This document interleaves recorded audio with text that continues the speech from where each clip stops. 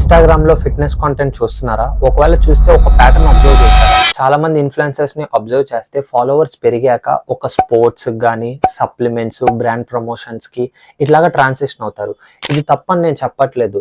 This is the market strategy. Followers పెరిగితే obviously opportunities అనేది చాలా పెరుగుద్ది. మేబీ ఫ్యూచర్ లో కూడా నేను చేయొచ్చేమో. కానీ ఒక ఇంపార్టెంట్ థింగ్ మీరు అబ్జర్వ్ చేస్తే, ఏ ఇన్ఫ్లుయెన్సర్ అయితే తన లైఫ్ లో ట్రాన్సిషన్ చేయగలిగాడో అది తన లైఫ్, అది తన కెరియర్. కానీ మనకు అలా ఉండదు. మనకి ఆఫీస్ ఉంటుంది, స్టడీస్ ఉంటుంది, ఫ్యామిలీ రెస్పాన్సిబిలిటీస్ అండ్ చాలా లిమిటెడ్ టైం ఉంటుంది మనకి. మీరు న్యూ స్పోర్ట్ ట్రై చేస్తే మీ టైమ్, ఎనర్జీ, కెరియర్ కన్జ్యూమ్ చేస్తుంది. అందుకే జాగ్రత్త. ఫాలో చేయకండి అని నేను చెప్పను, పాత్స్ ఫాలో చేయకండి. మీ టైమింగ్ కి, మీ గోల్స్ కి, మీ లైఫ్ స్టైల్ కి మ్యాచ్ అయ్యే ఫిట్నెస్ మీకు చాలా అవసరం. అది స్పోర్ట్స్ కాదు, బ్రాండ్స్ కాదు, మీ లైఫ్ కి చాలా ఇంపార్టెంట్.